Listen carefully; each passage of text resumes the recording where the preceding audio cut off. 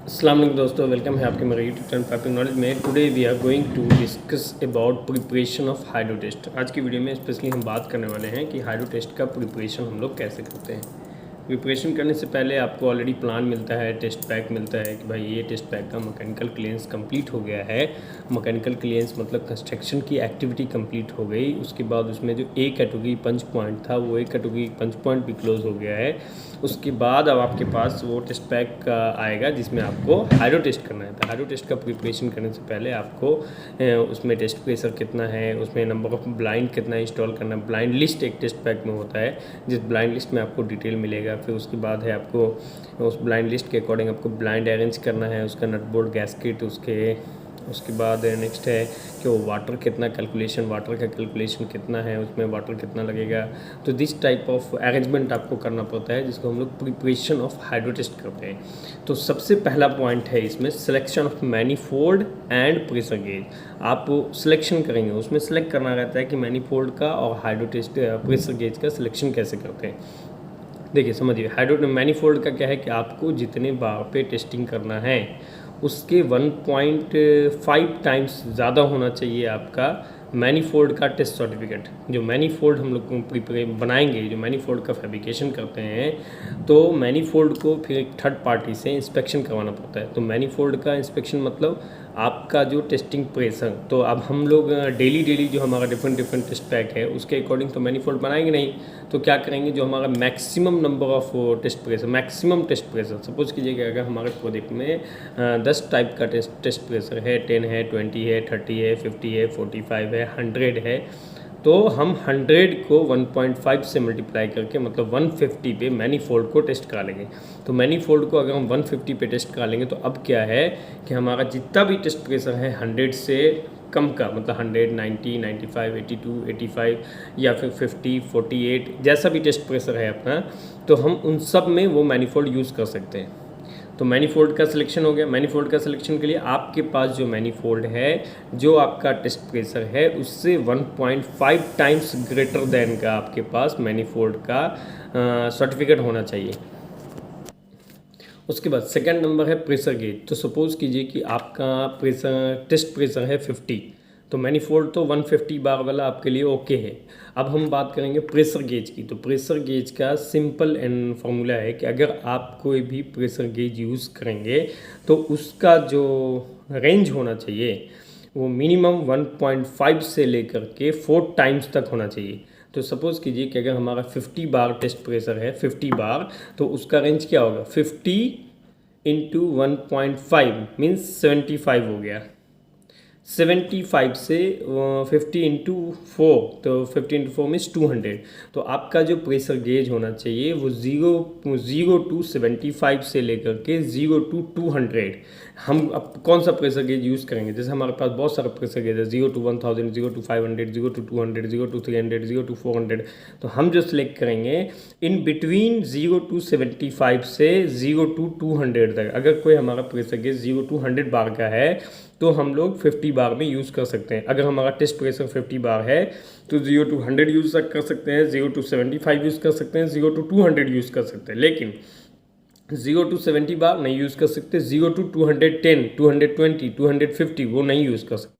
1.5 to 4 times, मतलब अगर आपका टेस्ट प्रेशर 50 बार है, सपोज कीजिए 100 बार है, तो आप यूज़ करेंगे 0 टू 150, नहीं तो 0 टू 400। इन बिटवीन कोई भी आपके पास प्रेशर गेज है तो वो यूज़ कर सकते हो। प्रेशर गेज कितना होना चाहिए, 3। 2 आप लाइन में यूज़ करेंगे, एक आपको स्टैंड बाई रखना होगा कि अगर गेज में कोई हुआ तो आप इसको यूज़ करेंगे। प्रेशर गेज का कैलिब्रेशन सर्टिफिकेट होना चाहिए, सर्टिफिकेट होगा तो ही आप इसको यूज़ कर सकते हैं। Okay, now I'm coming on the main topic, that selection of manifold in pressure gauge. Choose the high pressure manifold is compatible with the test pressure, मतलब आप वो टेस्ट प्रेशर के अकॉर्डिंग वो मैनीफोल्ड को choose करना है। It should be rated at least 1.5 times at the hydro test pressure. जो आपका हाइड्रो टेस्ट प्रेशर है उससे 1.5 टाइम्स होना चाहिए। At least 75 bar for a 50 bar test pressure. अगर आपका 50 बार का टेस्ट प्रेशर है तो हमको मैनीफोल्ड का टेस्ट प्रेशर, टेस्टिंग जो किए होंगे हमने पहले थर्ड पार्टी से, उसका सर्टिफिकेट 75 बार का होना चाहिए। Okay, pressure gauge selection. Select a pressure gauge within a range include to 1.5 to 4 times the test pressure is accuracy 50 bar. Then a gauge rated between 0 to 100 is idol, मतलब अगर 50 बार है तो 0 to 100 वाला idol है, क्योंकि वो 1.5 to 4 times के बीच में आ रहा है। Ensure that the gauge is calibrated and comparable with ASME B31.3, मतलब गेज कैलिब्रेटेड होना चाहिए। Okay, now coming on the second point. Second point is pressure hose pipe. जो प्रेशराइजिंग का हॉर्स पाइप होता है ना, वो भी बार के अकॉर्डिंग होता है। तो आप वो भी देख लेंगे कि हमारा जो प्रेशर है वो उसमें PSI में दिया रहता है, तो आप उसको कैलकुलेट करेंगे। अगर बार है, अगर 100 बार है तो PSI करेंगे तो 100 इंटू 14.5 तो हो जाएगा 1450 PSI। तो अब आपका प्रेशर गेज एक होता है जो मैनीफोल्ड से लाइन में हम लोग प्रेशर चढ़ाने के लिए यूज़ करते हैं, ब्लैक कलर का। तो प्रेशर गेज हॉर्स पाइप जो होगा तो वो भी आपका 3000 PSI या 4000 PSI या 6000 PSI ऐसा करके होना चाहिए।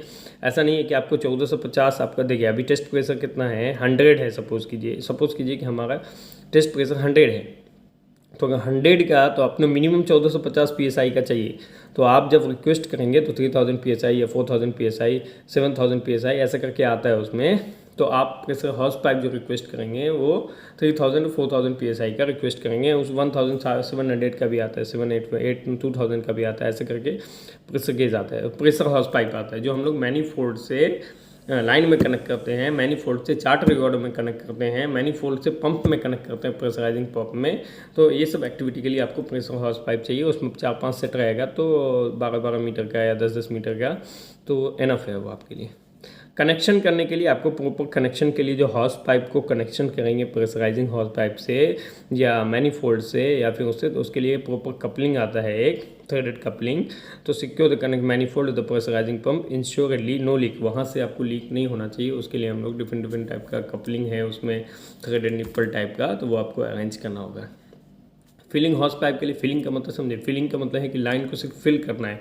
तो नॉर्मली क्या होता है, टैंकर आया, टैंकर में हॉर्स पाइप रहता है, उससे भी हम लोग फिल कर देते हैं। नहीं तो अपने पास एक वो नॉर्मल पंप आता है 2-3 बार का, उससे भी फिल करते हैं। वाटर स्टोर्स करके रखेंगे, उससे भी फिल करेंगे। तो फिलिंग हॉर्स पाइप के लिए नॉर्मल जो फायर वाटर वाला हॉर्स पाइप होता है वो भी आप यूज़ कर सकते हैं। नॉर्मल हॉर्स पाइप भी फिलिंग के लिए कोई मुश्किल नहीं है, कोई भी हॉर्स पाइप से आप फिल कर सकते हैं। ड्यूरिंग प्रेशराइजिंग जो भी चीज़ें आप लोग यूज़ करेंगे ना, वो चीज़ें आपका वैलिड विथ सर्टिफिकेट होना चाहिए। जैसे प्रेशराइजिंग हॉर्स पाइप है, तो प्रेशराइजिंग हॉर्स पाइप के लिए आपको प्रॉपर वैलिड सर्टिफिकेट होना चाहिए। गेज है तो गेज का आपका प्रॉपर कैलिब्रेशन रिपोर्ट होना चाहिए। फिर आपका मैनीफोल्ड का टेस्ट सर्टिफिकेट होना चाहिए। उसमें जो आइटम लगा है, उस सबका मटेरियल जो सब लगा है, उस सब का डिटेल आपको सर्टिफिकेट होना चाहिए। अब एक और इम्पोर्टेंट चीज़ है प्रेशर सेफ्टी वाल्व, जिसको हम लोग PSV बोलते हैं। तो उसका भी सिलेक्शन इंपॉर्टेंट है। प्रेशर सेफ्टी वाल्व का क्या है कि आप जब कैलिब्रेशन करने के लिए उसको भेजेंगे तो उसमें क्या होता है, सेट प्रेशर रहता है कि हम अपने प्रेशर सेफ्टी गेज को उसको सेट करवा देंगे। PSV सिलेक्ट करना, तो PSV सिलेक्ट करने के लिए हम लोग जो PSV लगाते हैं उसका मेन मोटो ये है कि आप जिस इक्विपमेंट से प्रेशराइज कर रहे हैं लाइन को, तो एक लिमिट के बाद अगर वो इक्विपमेंट फेलियर हो जाए या हमारा कुछ भी फेलियर हो जाए, वो कंटिन्यू प्रेशराइजिंग करता रहे लाइन को, तो एक ऐसा इक्विपमेंट होना चाहिए जो एक लिमिट के बाद वो ऑटोमेटिक वहाँ से प्रेशर रिलीज होने लगे। तो PSV का मेन मोटो है कि अगर आप लाइन में अपने लिमिट से ज़्यादा प्रेशर चढ़ा देंगे उसके अकॉर्डिंग से, तो वो ऑटोमेटिक वहाँ से रिलीज़ हो जाएगा।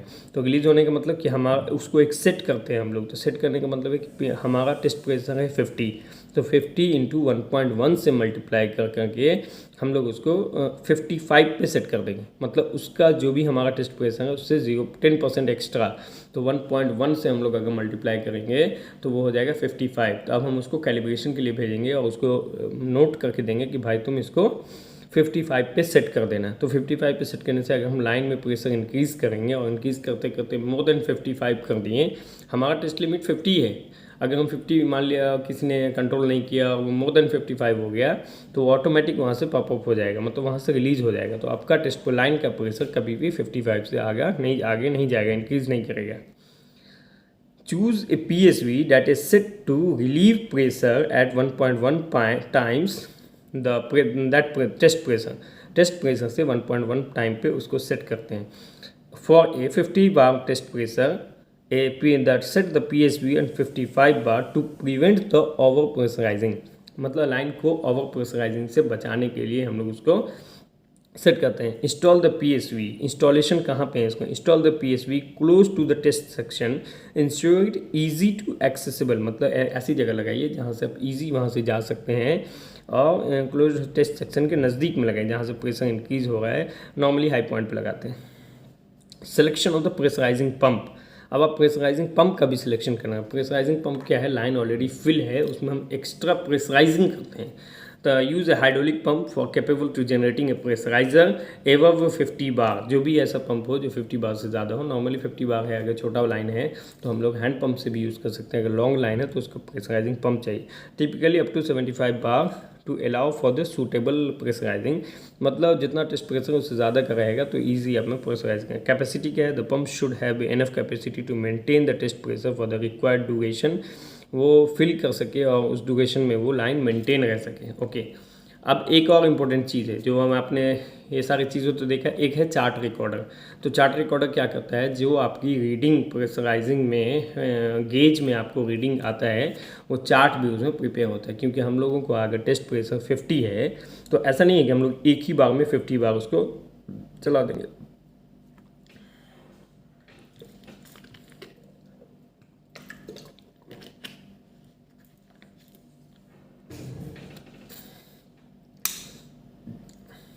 टेस्ट प्रेशर अगर 50 है तो ऐसा नहीं कि हम एक ही बार में उसको 50 फुल कर देंगे, नहीं।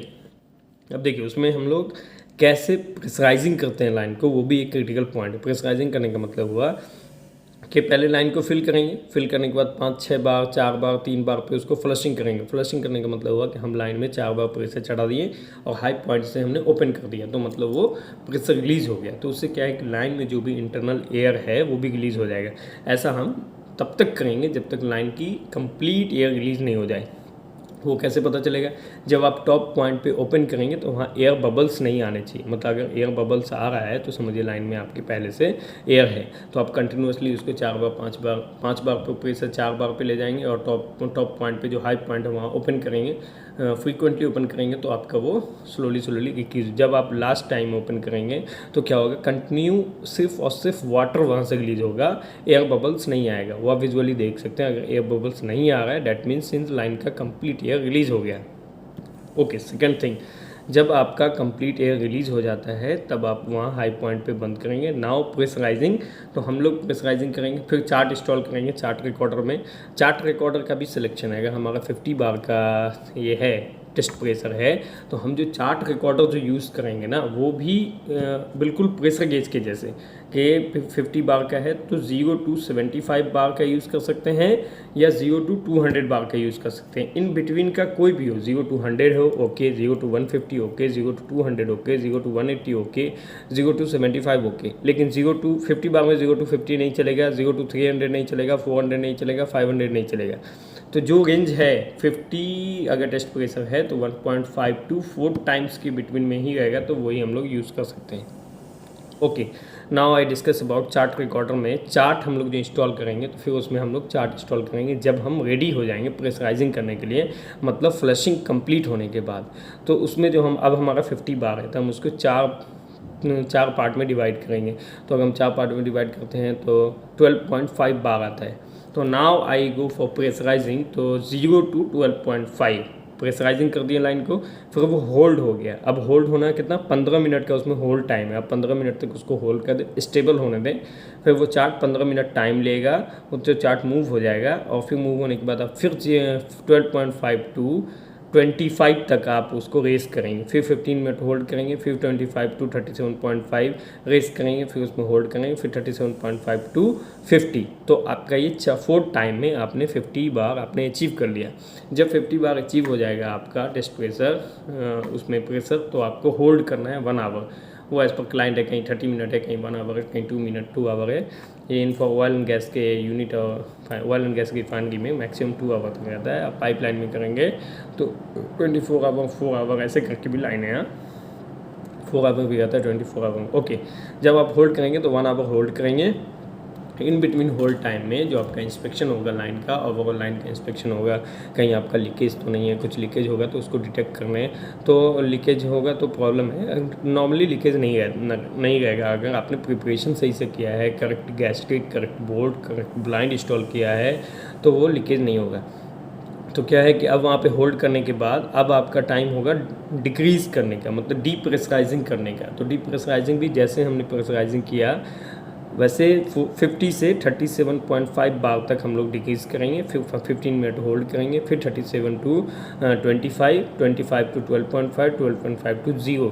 ये 15 मिनट पे आपको मतलब 1 आवर आपको लगेगा प्रेशराइजिंग करने में, 1 आवर आपका होल्ड टाइम, 1 आवर आपको डिप्रेशराइज करने में। मैं आपको चार्ट का फोटो दिखाऊंगा कैसे उसमें चार्ट बनता है। तो ये टोटल 3 आवर है जब आप प्रेशराइजिंग स्टार्ट करेंगे तब। तो चार्ट रिकॉर्डर का सिलेक्शन समझा, उसमें प्रेशराइजिंग कैसे करते हैं ये भी समझ गए। अभी आपका कोई अगर डिटेक्ट नहीं हुआ, प्रेशर डाउन नहीं हुआ, ड्रॉप नहीं हुआ, अप हो गया, अभी टेम्परेचर के अकॉर्डिंग के टेम्परेचर के हिसाब से 1-2 बार अप हो सकता है अगर दिन में कर रहे हैं आप। तो अगर अप होगा तो मोर देन 55 होगा तो ऑटोमेटिक वो ड्रॉप हो जाएगा वहाँ से। ओके, जब आप किसी वेंडर को हायर करेंगे पंप के लिए या फिर तो वो उससे आप पंप के लिए हायर करेंगे, सिर्फ पंप प्रेशराइजिंग पंप के लिए, तो उसको ये बोलना है कि भाई हमें पंप का फिटनेस सर्टिफिकेट चाहिए, पंप का कैलिब्रेशन रिपोर्ट चाहिए, पंप का वेट कितना है, लिफ्टिंग लक्स का डिटेल चाहिए, हम उसको कैसे लिफ्ट करेंगे, आपका जो हॉर्स पाइप है उसका डेटा शीट चाहिए, जो भी प्रेशराइजिंग हॉर्स पाइप उसका डेटा शीट, क्योंकि ये सारे डॉक्यूमेंट जो है आपको जमा, तो आप उसको एक मेल कर देंगे कि भाई वेंडर तुम मतलब हमें ये सब चीज़ फिटनेस सर्टिफिकेट, फिर उसका कैलिब्रेशन सर्टिफिकेट, पंप का स्पेशली प्रेशराइजिंग कैलिब्रेशन, ये सारा डिटेल आप मुझे भेजो। तो मैं फिर वो क्लाइंट को जमा करेगा तो वो आपको अप्रूवल के लिए परमिशन मिलेगा। तो नॉर्मली चार्ट रिकॉर्डर का है कि रिकॉर्डिंग जो है वो रिकॉर्डिंग के चार्ट के अकॉर्डिंग, जो चार्ट रिकॉर्डर होगा, अगर हमारा चार्ट है, चार्ट रिकॉर्डर 1 to 50 बार है, 150 बार, 0 to 150 बार है, तो हम लोग जो उसमें चार्ट इंस्टॉल करेंगे ना वो भी 0 to 150 होगा। अगर हमारा चार्ट रिकॉर्डर 0 to 100 का है, हमारा टेस्ट प्रेशर 50 है, ओके आई अंडरस्टैंड। हमारा चार्ट रिकॉर्डर अब क्या है कि 0 to 75 से लेकर के 0 to 200 तक का यूज़ कर सकते हैं हम लोग। तो हमारे पास अगर 0 to 150 है तो हम 0 to 150 यूज़ कर सकते हैं, लेकिन उसमें एक और कंडीशन है कि अब 0 to 150 में 0 to 150 का चार्ट भी चाहिए। अगर 0 to 100 बार का चार्ट रिकॉर्डर यूज़ कर रहे हैं तो उसका चार्ट भी 0 to 100 बार का होना चाहिए। नॉर्मली अगर नहीं है आपके पास तो आप दूसरा चार्ट लगा सकते हैं, फिर उसमें आपको लिखना होगा कि 1 deviation is equal to how much. मैं आपको एक चार्ट का वीडियो बना के दूंगा कि उसमें कैसे हम लोग रीडिंग करते हैं चार्ट को। नॉर्मली ये पिक्चर मैंने अपलोड किया है, ये पिक्चर के अकॉर्डिंग आप समझ सकते हैं कि 0 to 15, 15 to 20, 0 to 12.5, 12.5 to ऐसे करके हम लोग चार्ट को रीडिंग करते हैं। मैं इस 27.2 हमारा टेस्ट प्रेशर था, उसके अकॉर्डिंग मैंने आपको चार्ट अपलोड किया है। Okay, now hydro test procedure में क्या है कि पहले आपको फिलिंग करना है, फिलिंग से पहले आपको एयर ब्लोइंग करके क्लीन करना है, फिर फिलिंग करना है, फिलिंग के बाद प्रेशराइजिंग करना है, प्रेशराइजिंग के बाद आप उसको होल्ड टाइम पर रखेंगे, होल्ड टाइम के बाद उसका रिकॉर्डिंग, चार्ट रिकॉर्डर का होल्ड टाइम हो गया, चार्ट रिकॉर्डिंग के लिए है, चार्ट रिकॉर्डिंग का कनेक्शन जो करेंगे वो मैनीफोल्ड से करेंगे या तो हाई पॉइंट लोकेशन से करेंगे। उसके बाद है उसका डीप्रेशराइजिंग, इतना काम है। उसके बाद पोस्ट टेस्ट की एक्टिविटी होती है, मतलब टेस्ट कंप्लीट होने के लिए, टेस्ट कंप्लीट डीप्रेशराइजिंग मैंने आपको बताया कैसे करते हैं। डीप्रेशराइजिंग मैंने आपको बताया कैसे करते हैं, जैसे हम लोग प्रेशराइजिंग करते हैं ना स्टेप बाय स्टेप, वैसे आपको डीप्रेशराइजिंग भी स्टेप बाय स्टेप करना। ओके, पोस्ट टेस्ट एक्टिविटी होती है, जो टेस्ट कंप्लीट होने के बाद कुछ एक्टिविटी होती है, तो एक्टिविटी है इंस्पेक्शन, जो आपका ड्यूरेशन में इंस्पेक्शन होगा कि चेकिंग एनी लीक, डिफॉर्मेशन और एनी इशू, मतलब कुछ प्रॉब्लम तो नहीं हुआ लाइन में। और डॉक्यूमेंटेशन में आपका जो रिजल्ट आएगा वो इंक्लूड करना है प्रेशर रीडिंग चार्ट के साथ, आप उसको उसमें अपने टेस्ट पैक में आपको इंक्लूड करना है। उसमें फ्लशिंग का, प्रेशराइजिंग का, डीप्रेशराइजिंग का, टोटल उसमें जो साइन रहेगा। फिर क्लीनिंग क्या है कि ड्रेन द टेस्ट फ्लूइड, आप जो टेस्ट का फ्लूइड होगा मतलब वाटर उसको ड्रेन करेंगे एंड क्लीन द पाइप। आप उसके बाद उसमें फ्लशिंग करेंगे। फ्लशिंग का मतलब क्या है, आफ्टर द हाइड्रो टेस्ट जब आपका 50% वाटर ड्रेन हो जाएगा, 50-60%, तो आप उसमें टॉप पॉइंट से एयर का कनेक्शन कर देंगे। तो क्या होगा, वो एयर के साथ वाटर रिलीज होगा, तो आपका जो भी लाइन में डेब्रिश आइटम होगा वो भी आपका क्लीन हो जाएगा। The process of ensure the integrity and safety of the piping system in accordance with the industry and standard। ये जो प्रोसेस मैंने आपको बताया ना, ये हमारी रियल लाइफ में ऑयल एंड गैस में ऐसा ही होता है। ये प्रोसेस क्या है, ASME B31.3 के अकॉर्डिंग है, और जो मैंने स्टेप बताया है वो स्टेप 100% आपको फॉलो करना है। आप इसमें कुछ भी बाईपास नहीं कर सकते। एक चीज़ और ऐड करना चाहूँगा इसमें, आप जब भी टेस्टिंग करेंगे उससे 24 आवर एगो आपको नोटिफिकेशन देना होगा अपने क्लाइंट को कि हम इस एरिया में इस ड्यूरेशन में टेस्टिंग करेंगे, तो वो ड्यूरेशन में कोई भी अदर आदमी वहाँ पे काम नहीं करेगा। तो आपको नोटिफिकेशन देना है, फिर परमिट लेना है, फिर उसको जो प्लॉट प्लान होगा उसमें हाईलाइट करके देना है कि हम इस एरिया में हम लोग काम करने वाले हैं टेस्टिंग का। तो this is the basic requirement for preparation of testing and doing testing. Thank you for watching. If you like my video, then please share and subscribe. My 70% of viewer is not subscribe my channel. Only he is viewing that only watch my video. Thank you for watching my video, especially on 70% people which is not subscribe my video. Okay, thank you. If you like and share my video, please like and share, because